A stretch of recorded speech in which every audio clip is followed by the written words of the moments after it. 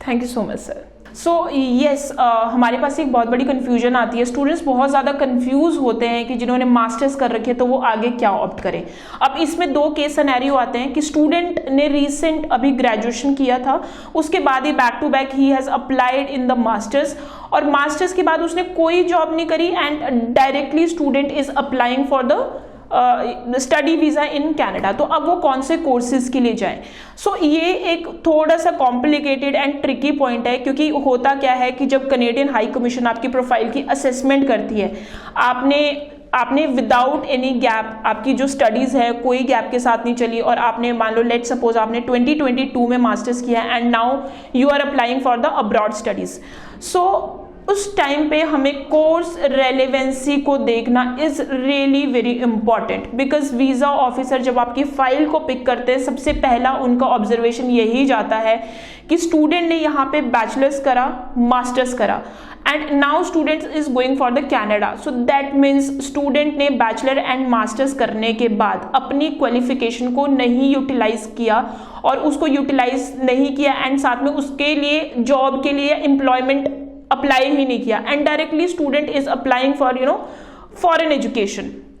सो उस टाइम पे हमें बहुत सोच समझ के कोर्सेज लेने हैं। पहला तो यही है कि अगर आप दोबारा मास्टर्स के लिए करना चाहते हो then the course should be specialised. अब आपको कैसे पता चलेगा कि मास्टर्स करने के बाद हम क्या करें, या फिर मास्टर्स करने के बाद पोस्ट ग्रेजुएट डिप्लोमा कर सकते हैं, नहीं कर सकते हैं? ज़रूर कर सकते हैं, कोई प्रॉब्लम नहीं है। You can pursue your post graduate diploma in Canada after completion your master, but that should be specialised. Let suppose मैं आपको एक केस सिनेरियो देती हूँ। लेट सपोज आपने MBA कर रखा है एंड MBA में आपका होता है ना मेजर एंड माइनर इंडिया में, ठीक है?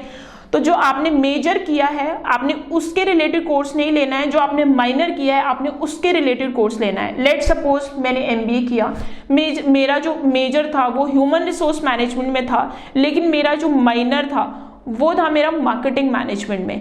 तो अगर मैं अब दोबारा MBA in human resource management दोबारा करने जा रही हूँ कनाडा, या post graduate diploma in human resource management दोबारा कनाडा करने जा रही हूँ, तो अगेन वीज़ा ऑफिसर को ये लगेगा कि सेम स्टडी तो आपने इंडिया में की है तो आप कनाडा क्या करने जा रहे हो। तो उस सिचुएशन में आपको हमेशा अपना माइनर पॉइंट उठाना है, यानी कि मार्केटिंग।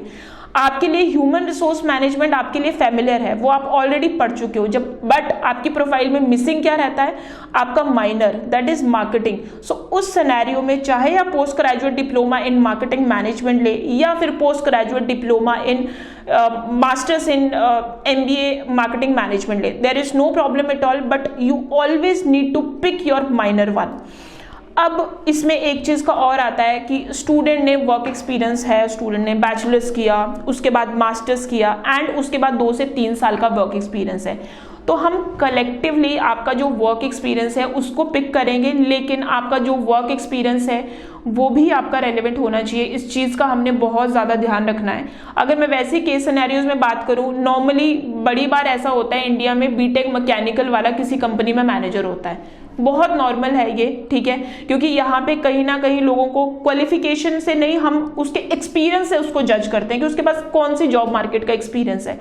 सो अगर आपका जो एक्सपीरियंस है वो आपका बिल्कुल रेलेवेंट है, relevant to your studies, then हमारे लिए बहुत इजी हो जाएगा आपका प्रोग्राम देने के लिए। लेकिन अगर वो आपकी फील्ड से थोड़ा सा हिलता हुआ है, then you just need to discuss your case with us, because हर केस का एक अलग पॉइंट होता है। हर केस को कैसे, कौन सा कोर्स देना है, उसको SOP में क्या हमने डॉट्स कनेक्ट करने हैं, दैट्स रियली वेरी इंपॉर्टेंट।